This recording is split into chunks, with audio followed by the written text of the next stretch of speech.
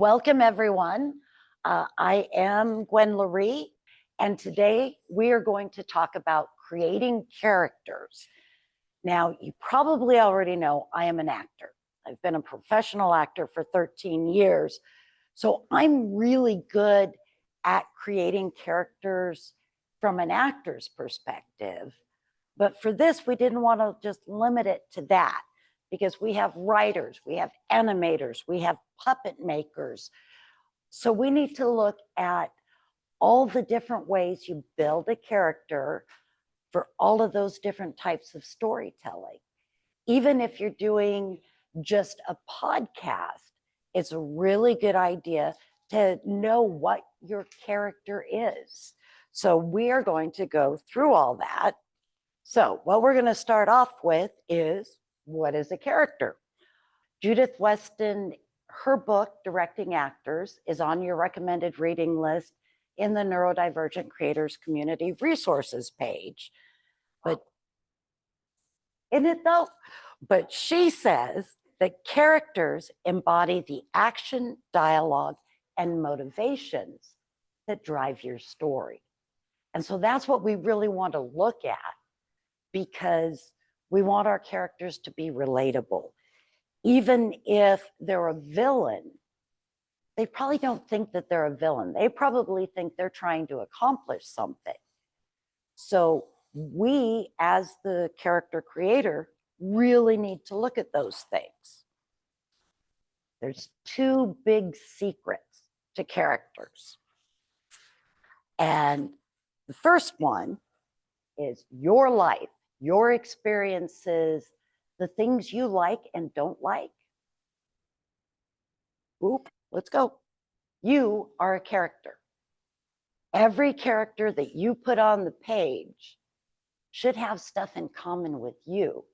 You know, the old adage, write what you know. Well, one of the reasons we are doing these workshops is because your story is different from anybody else's. And we really want to help you get your story out into the world. So remember, you're a character too. The second one, from Joseph Campbell, who did a ton of research about myths and storytelling. Our life evokes our character. So your life experiences have made you the person you are today. So your characters need to have life experiences. They didn't just step into the room and, okay, here I am. We need to know what they're afraid of. We need to know what they want. And every single person is the hero of their own story. Joseph Campbell also wrote about the hero's journey. What doesn't always come through is, if you ask Ryan what his life story is, he's going to tell you his hero's journey, because he's the hero of his own story. And his mom and dad taught him things, and he's going to school and he's learning from professors, but he is still the central character. So those are the things we're going to think about. Now you can dive in really deep. This is a partial list of all of the things you can look at when you're building a character, when you're, say you've got a baby brother in your story. You're going to want to know all of these things about that baby brother. And all of these things play a part in that character. The problem is, that's a lot of stuff. It really is. And you can get so bogged down in trying to figure out all this stuff that you're so busy trying to figure out the character, you never write the story. We don't want that to happen. So what you really need to know, let me just say, who, what, when, where, why. The 5 W's. That is the basis of every character. but I don't want you to fall into the archetype traps, you know, the villain, the mom, the mentor. And as I was thinking about how to explain this, I was watching Wednesday. I love that show.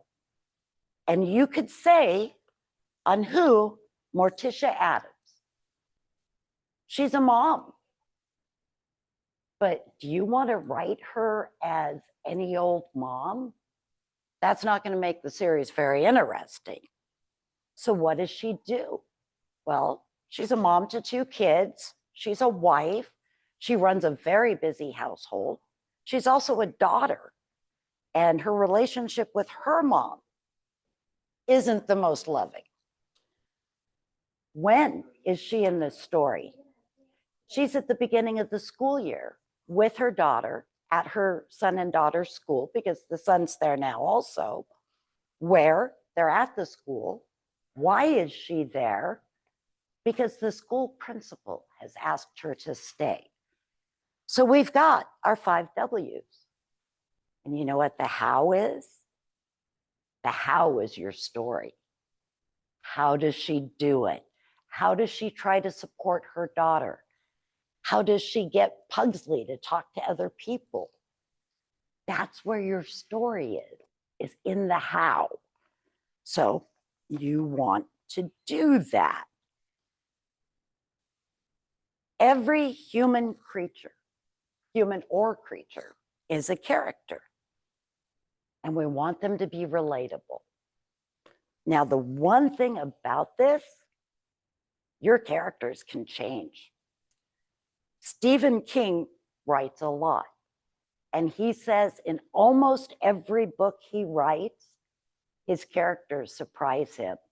He'll be writing along and he's telling this story and he's got it up in his head. And then one of his characters, as he's writing, will do something that he, as the author, didn't expect. But that's what happened in the moment. So your characters don't have to be set in stone. You have to have an idea about them, but you also have to be willing to let them surprise you, because we never know how we're going to be any given day.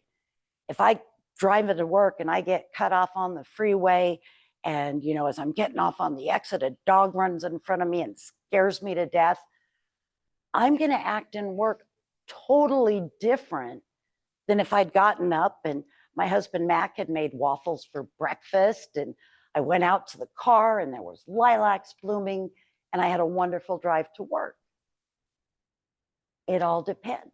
And it can depend for your characters also. You heard me talk about Joseph Campbell. I love his work. And he pointed out that in Star Wars, at the beginning of the first Star Wars movie, 4th chapter, Han Solo, at the start of that movie, would have told you he didn't have an empathetic bone in his body. He's there to make money. He's there to get the girl and do all that. His hero's journey in Star Wars, he learned that he could have compassion, that he could have empathy. He learned about himself. And Harrison Ford had to play him as learning as he went through that movie. If Harrison hadn't played him that way, we probably wouldn't like Han Solo nearly as much as we do.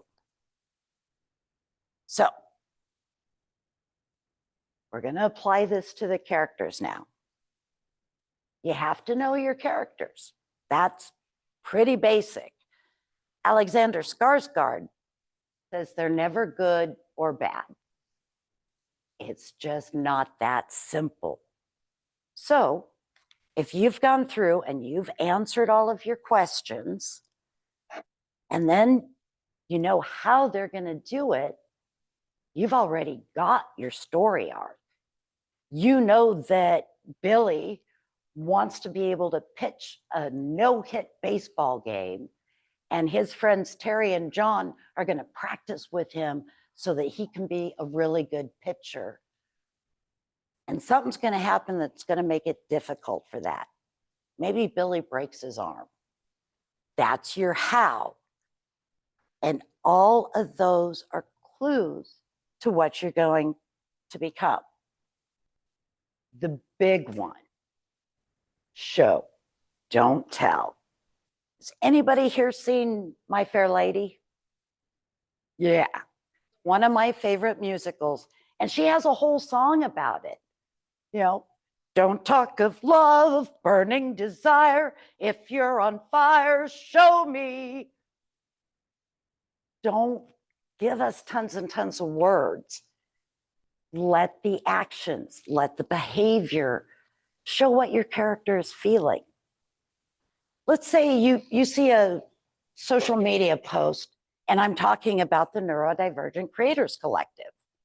I can write and say, oh, it's the best program and we're really getting people to learn how to be phenomenal storytellers, and you really should join us at the workshop this weekend.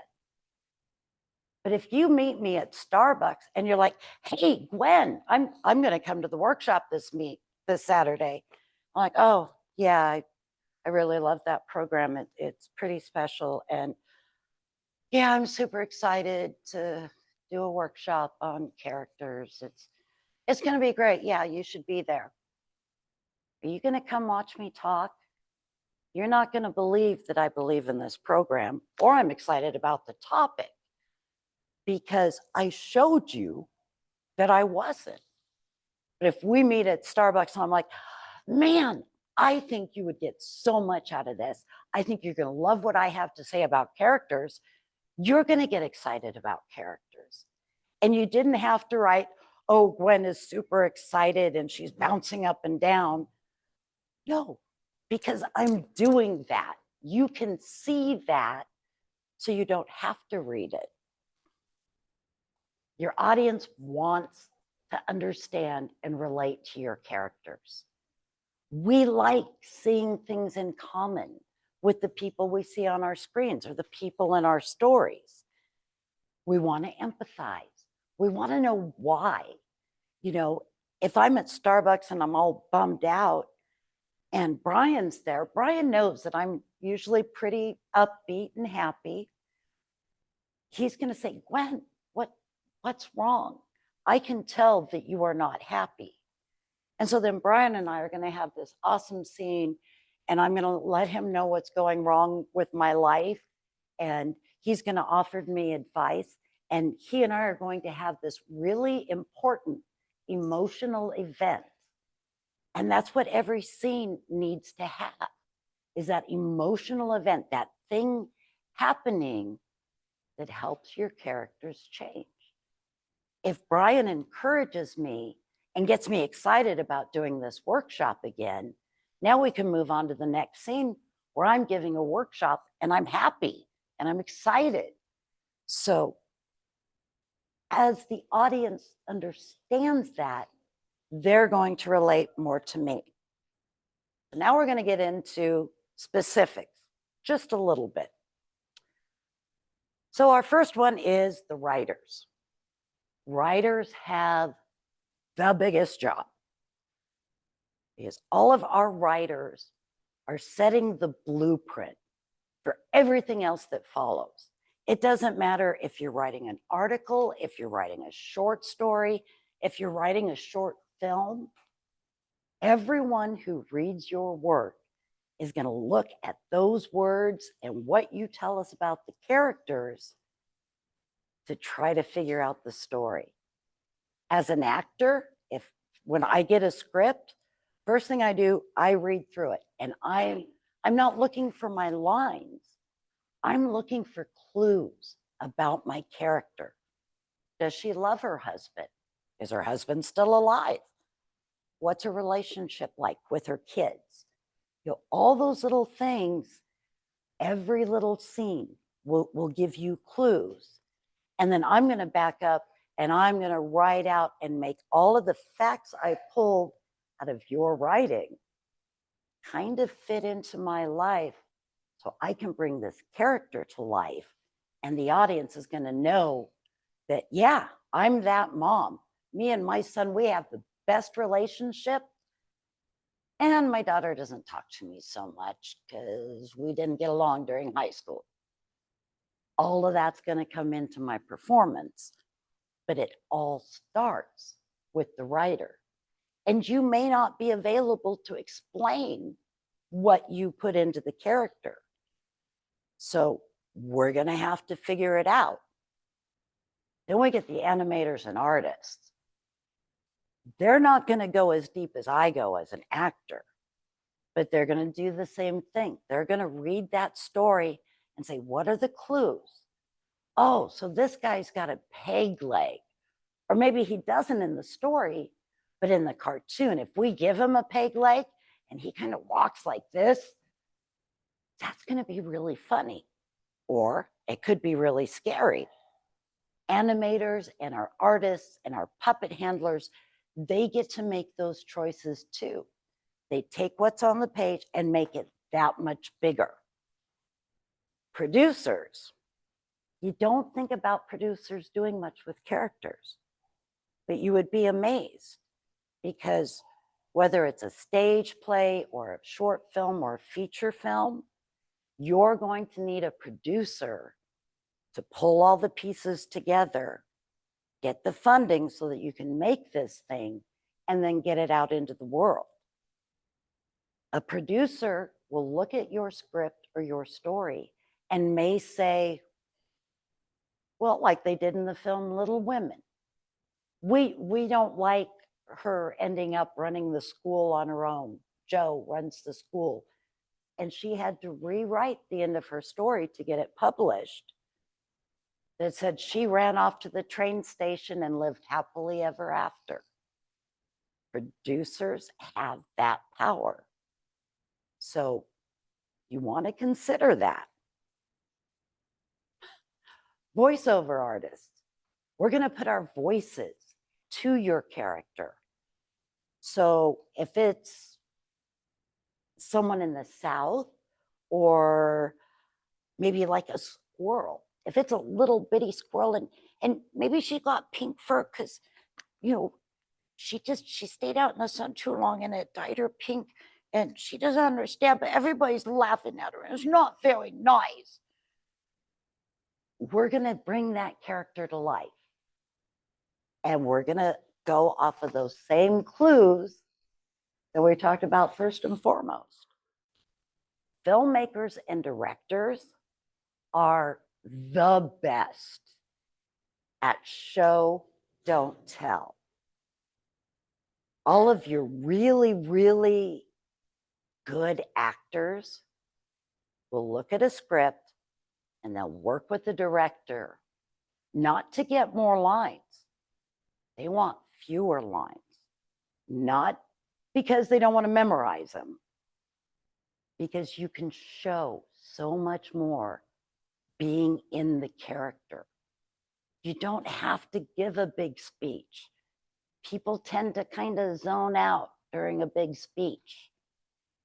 But if I walk into the bar, walk up to Dan and just slap him, I don't have to say, I'm really ticked at you and you really messed up. No, we don't need that at all. You got it. Everyone knows that Dan messed up. So filmmakers and directors are the ones who will bring that vision to life. Yes, ma'am. On independent projects, yes. Once you get into the bigger projects like television, scripted TV shows, and feature films, you're going to have producers and you're going to have directors. And there's, what did we come up with? 27 different departments, and every single department is going to have a person in charge of it. So feature films, a Marvel film, you're going to have a director and then a second unit director. Sometimes second unit director is the stunt coordinator, but not always. And you may have a splinter unit director. Everybody's got to be on the same page. So it can get really crazy. That's why we like independent projects. So much easier. Brian did his pilot with 5 people. It was awesome. So we've already talked about actors. And if you go on to the resource page, either on Autism Empowerment website or onto the Autism Empowerment YouTube channel, I put up last week a video called Move Your Mind.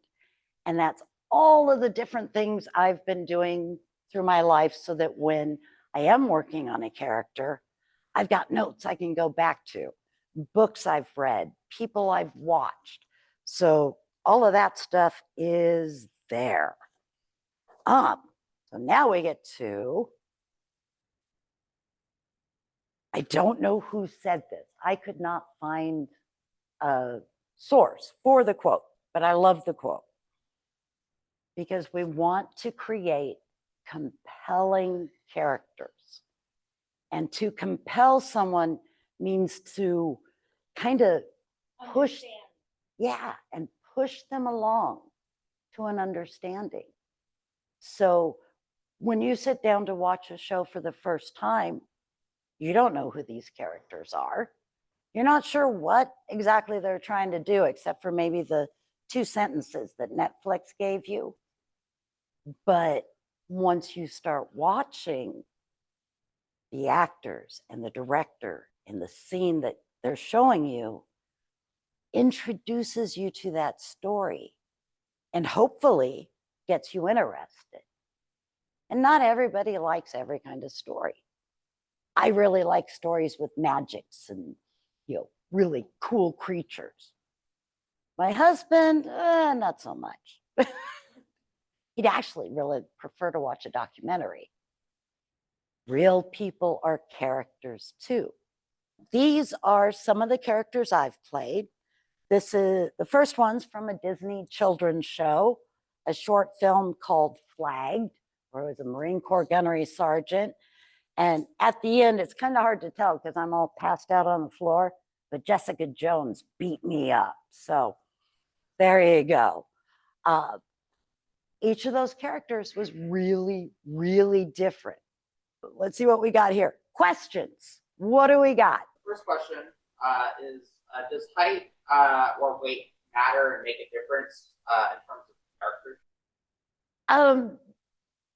It depends.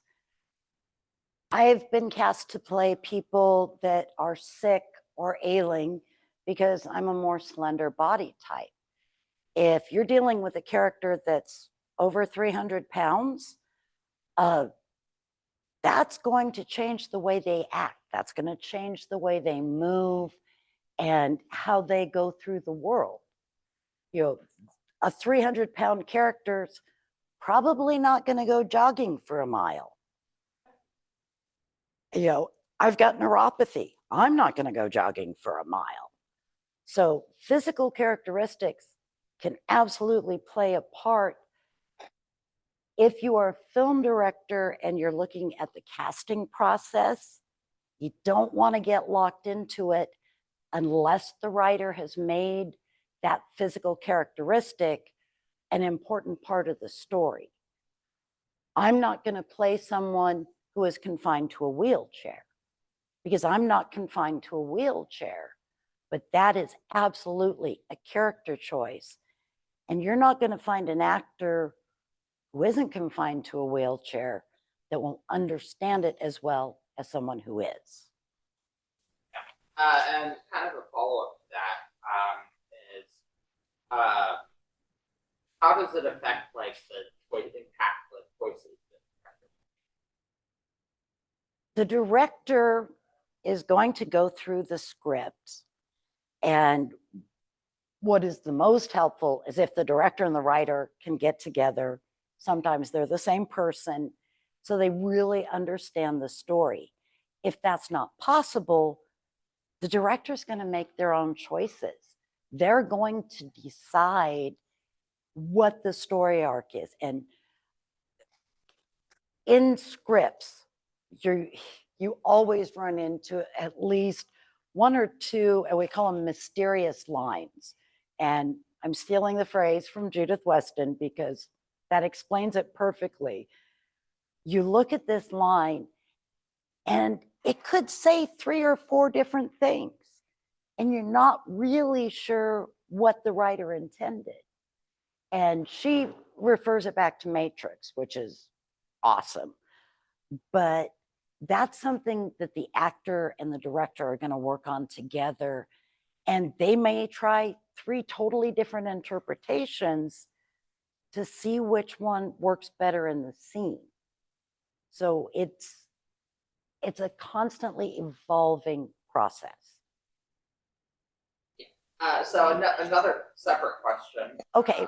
Is why do villains, like, a lot of times they tend to view themselves as being normal, or like they're portrayed in a certain aspect, just in general. And why do they write them to keep like, why do they build the villains? Do you know anybody in your real life that you walk up and you introduced yourself to them and they said, "Hi, I'm the bad guy. I'm going to try to kill your sister next week"? In reality, that's not going to happen. And that goes back to everyone is the hero of their own story. And nobody's all good or all bad. I have made some dumb decisions in my life. Does that mean I'm a villain? No.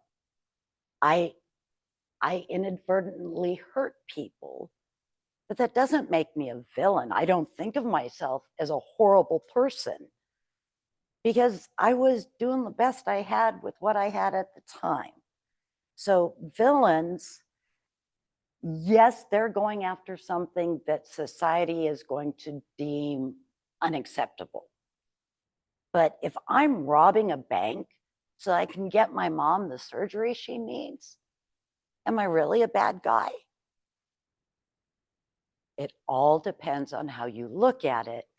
And so as the writers, you guys need to understand that. I do have one more question. Yes.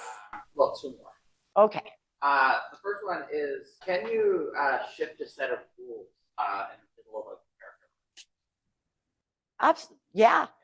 You know, we had Stephen King's characters surprise him. He thinks they're going to get on the bus and go to Denver. And no, dude decided at the last minute that he didn't want to go to Denver. He's going to see if he can find that girl at the coffee shop. That's not the backstory that Stephen King wrote for the guy. That's not the motivation. The story just took this huge right turn when he was supposed to go left to Albuquerque or whatever. Characters are people. We get to change our minds. We get to make illogical decisions. And following up on this, what does Joseph Campbell have to do with narrative and someone like the Stanislavski methodology for the arc of characters? So Stanislavski is one of many great researchers about how to act, how to portray characters. Joseph Campbell, his first book was The Man with 100 Faces. And I just lost the title of the one that I have sitting on my desk that I refer to constantly. It is in the reading list. Hero's Journey? Yes, Hero's Journey.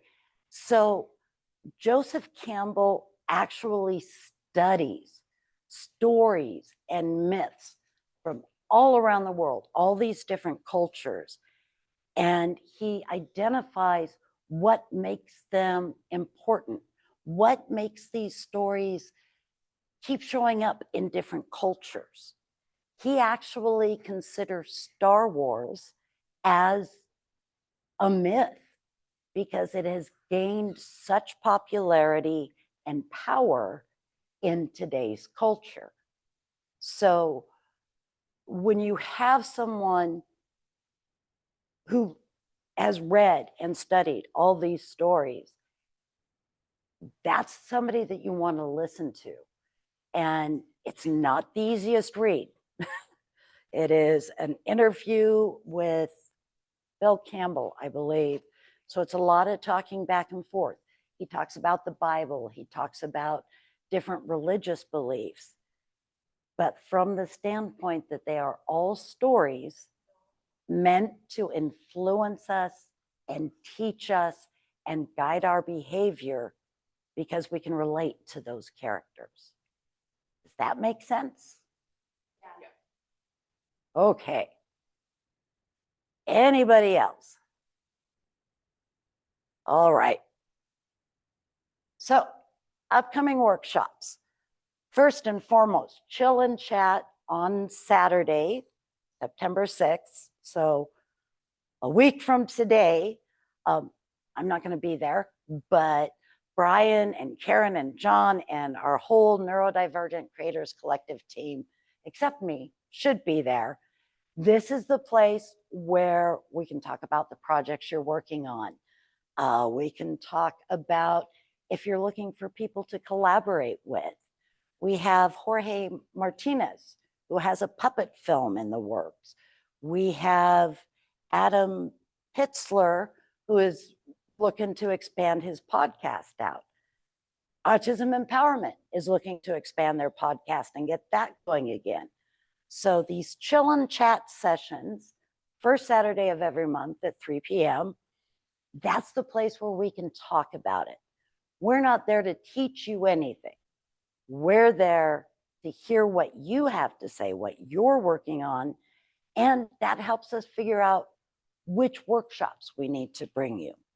Down here in the corner is this QR code, and if you can't get to the QR code, drop me an email, gwen@autismempowerment.org, and I will send you or tell you over the phone, write it down for you, how to get to our interest survey. It's a long survey. There's a lot of parts to entertainment and media, but if you take the time to fill it out, I take the time to go through all of your answers and make notes and make sure that when we have a filmmaking workshop, you're going to get an email. When we have a workshop on editing, I'm going to let you know if you're interested in editing, or if you're interested in comics, we're going to get Brian to teach us more about comics. So this survey is where I find out all that stuff. You can also just email me and say, hey, Gwen, I want the information on this, this, and this. I'll put you on the email list. Super easy. September 13th, 2 weeks from today, we have Meg Eden, and she is a phenomenal writer. I recommend you go look at her website because she's got great stuff up there. Really, really nice lady. So on the 13th, we're going to be Zoom only because she's too far to drive. But she is going to talk about the stories in video games. And she's making a leap that I hadn't thought about before, and I'm really looking forward to hearing on how objects can become characters in video games. So, sit in the comfort of your own home and let's listen to this wonderful lady talk. Again, we'll have our Zoom moderators, so we should be able to do some question and answers. And I think you're really, really going to enjoy it. And we're going to keep working on programming for much, much more. Thank you very much. And so you can like and subscribe, and that way you get notified every time we get a new video up. We have one coming from Brian really soon that is how to overcome writer's block. So I hope you'll watch it.